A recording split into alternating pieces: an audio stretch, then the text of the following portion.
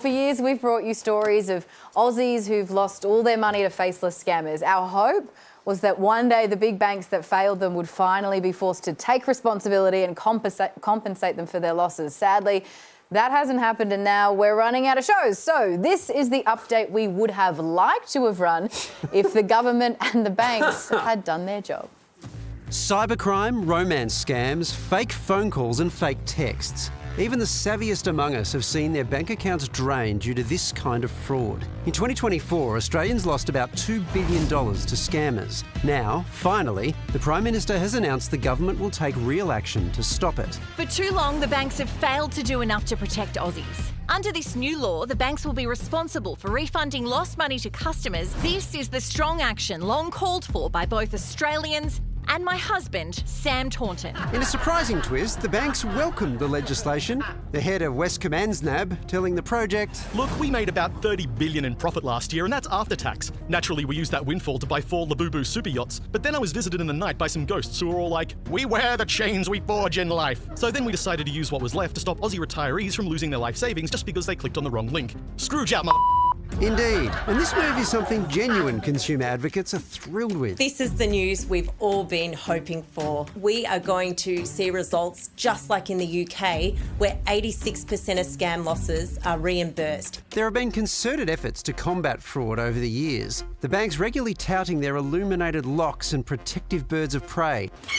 In 2025, the Albanese government passed the Scams Protection Framework Act, which split responsibility for fraud prevention between banks, telcos and social media platforms, who would share liability and face fines of up to $50 million for non-compliance. Preventing a crime from happening is much better than coming back later and compensating somebody who's been damaged because of that crime. But the lack of any compensation left victims of fraud twisting in the wind, many of whom we spoke to over the years. It happened back in August. Less than 5 minutes and it was all done. My partner and I lost $20,000. Close to $60,000. All of my internet banking details. It was unbelievable that it wasn't the bank. When you lose all that money over one little transaction. The compensation itself is the incentive that will drive our businesses to invest in measures to prevent and disrupt scams. Without being on the hook for those losses, what is pushing banks to do better? While this might all sound like a fantasy, it's as real as the other big stories from today, like the end of all war, scientists reversing climate change, and Sam Taunton winning a gold Logie. Things that once seemed impossible, unlike the prevention of financial fraud, something that is, in fact, very possible. Okay. Or is it? Thank God I wore my good hat. There's a lot happening there. Back to reality slightly, because those laws obviously have not actually been introduced. Margot Robbie, believe it or not, isn't married to Samuel Taunton, despite his hat. I think she could be Prime Minister, though, so we will check in on that. Absolutely. Harriet Spring is one of the many people who has shared her story with us over the years. She lost $1.6 million to a scammer. Harriet, thanks for being with us once again. Why should the banks be the ones financially responsible for scams? Without skin in the game, they're never going to pick up their socks. They answer to the shareholders. They don't answer to their customers. So unless they're on the hook for reimbursing, they're never going to improve their systems or improve the outcomes for customers. It's just not in their interest. And in fact, they're almost disincentivised to improve their protection on scams because they make a profit from it. The more people have to borrow because they've had money stolen, the more interest the banks earn. Since we last spoke, though, the government has passed the Scams Protection Framework Act. What did you think of that? Yeah, look, it's better than nothing. That's great. But not only will you have to take on the banks as a victim, but you're up against the telcos and the meta transnationals. I mean, talk about David versus Goliath asymmetry. There's also a suggestion in the SPF that smaller banks will be held to a lower standard. So what, if you bank with a smaller bank, you don't deserve the same protection? Harriet, we've been speaking to you about this for a while. Some things have not changed. For example, your glasses, still spectacular. Fantastic.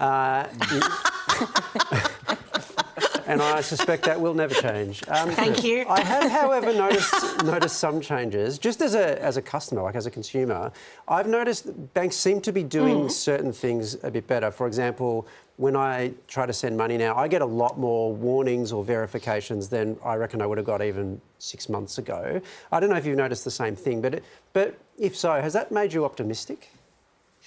Optimistic and also pessimistic. Yeah, it's great. But yet again, they're putting the onus on the victim.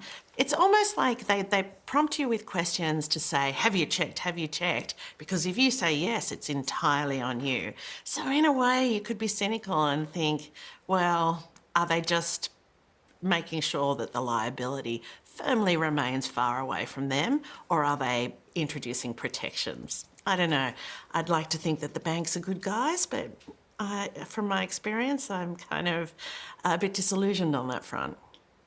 I think we all are in that respect, Harriet, but I would like to echo Waleed's point that your glasses do look spectacular. So thank you so much for holding up the fashion end of the bargain, because Sam is dragging it very low with his top hat on. I have you'll know, I'm dressed as a 1930s banker, and I've travelled through time, and I'm disgusted at the state of the industry. My colleagues would not stand for this scam. Thank you, I appreciate that. Well, OK, Harriet, I guess to sum everything up here, why do you think the idea is so crazy that Prime Minister Margot Robbie would marry me? You're asking dressed like that? Is it the hat? I think it could be the hat. Is it the hat? No comment. I'll claim the fifth. I think could I borrow your glasses? I think that could Yeah, that's it. I think that might give you the edge. That might give you the edge. Okay, Yeah. fantastic. That's how you complete the 1930s option. Yes, Bring it Margot, into we're the going back in now. time to when everything was great. All right, Harriet, thank you so much for your time once again. That's a pleasure.